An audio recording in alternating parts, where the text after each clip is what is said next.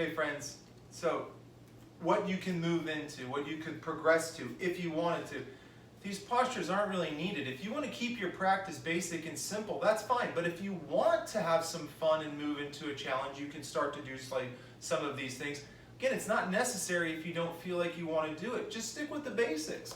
You know, some people aren't interested in doing a lot of the other stuff, and that's fine. Some people just want to stick to this, but other people want to move forward.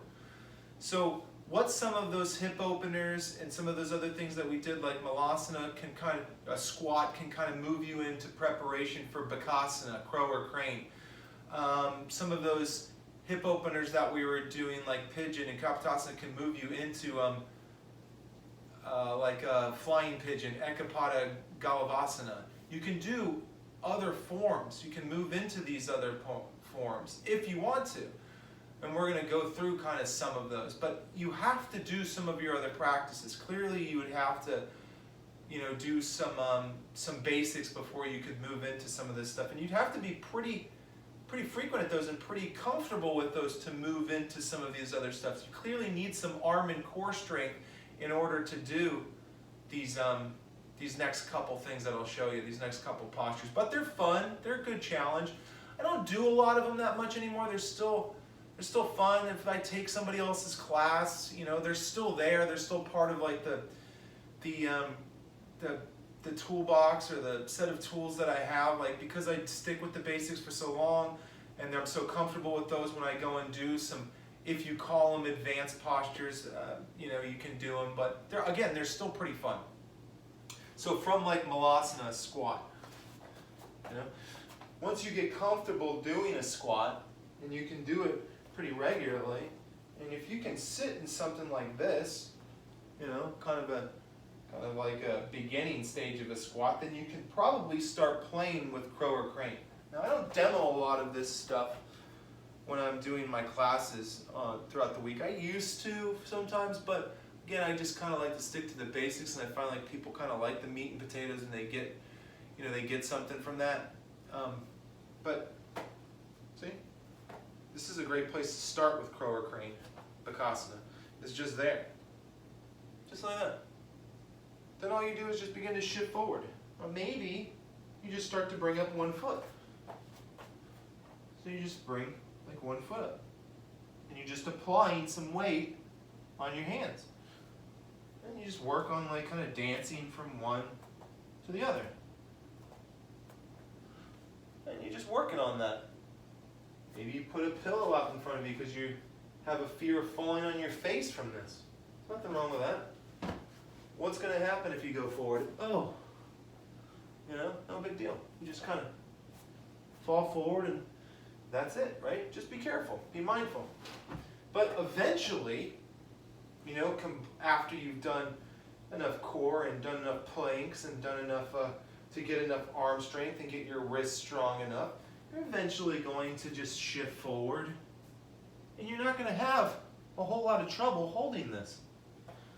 And from there, you can start to have, you know, some fun with other things. Some people like to kick their legs back, so they come into crow. They're sitting here, you know, they're in their squat, they're moving forward, they shift forward, and then they land in plank. And you just work on doing that. Maybe you're here, and it's just there for a bit. You know, over time, you know, you just get comfortable with shifting forward, and then you're balancing. Now, the next version, because your elbows are kind of bent in that's kind of like the crow, kind of the half version. It's crane. I think they're both called Bakasana, the crow crane. The difference is just kind of bringing the elbows, or the knees, above your elbows into the backs of your arms. So a little bit more advanced.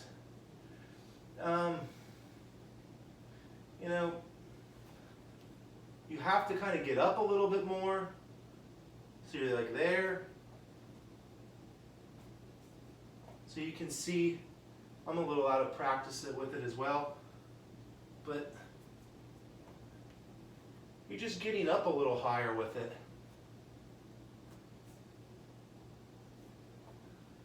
But you get the point.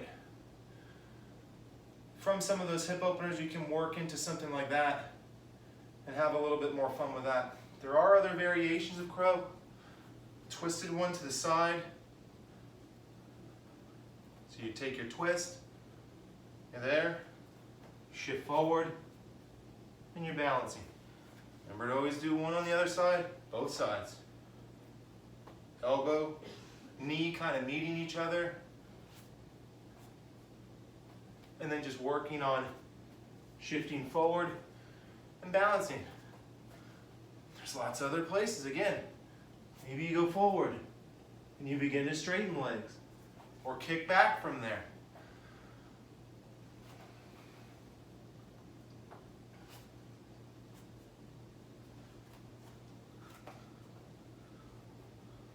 You're in your twist, elbow and knee in, palms down, shift forward, and you're balancing.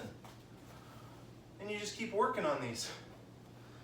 Again, it's just a little physical challenge that maybe you want to do, maybe you don't want to do. Don't really have enough room here in the living room. So,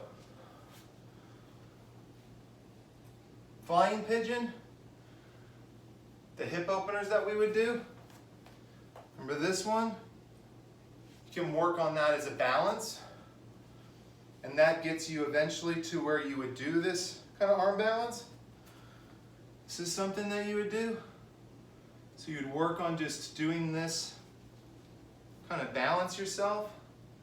I've seen some people come down and then they balance in something like that. You kind of want to be on the ball of your foot with this. This is pretty challenging to balance in this. As you can see. But same deal. Hip opener, folding, down, and then maybe balancing. Maybe. So from there, what would you do? Well, now you would combine the hip opener with kind of your arm balance and your crow and crane. This is kind of the pinnacle of it. It's still fun. Maybe you can find yourself a field somewhere. You know, maybe you can get outside to try this for a little while. Maybe eat a little dirt while you're trying. Who knows? Same deal. Approach it as you do like if you're sitting on the chair or the one off of the sink or whatever. It's kind of like a standing pigeon. Coming down, elbows in, planted. You're locked in. See, I'm locking in. Arms locked. Back of my tricep is to the shin right there by my knee on the other side. I can already feel a pretty good, possibly intense, mildly intense hip opener from this. Coming forward, adding the balance, maybe extending the leg. Some people will extend the leg. You can just work on the hip opener and the balance. Remember, always go to the other side. You can kind of see this a little bit better. Maybe if I go this way. In, arms in, coming down. You can already feel the hip opener. There's the balance.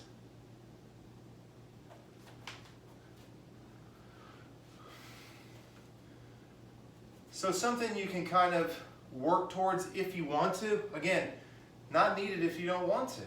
It's just, you can be creative with your practice, and there's so many different postures that it's limitless where you can go with it. That's why yoga is so much fun, because there's always so many challenges with it.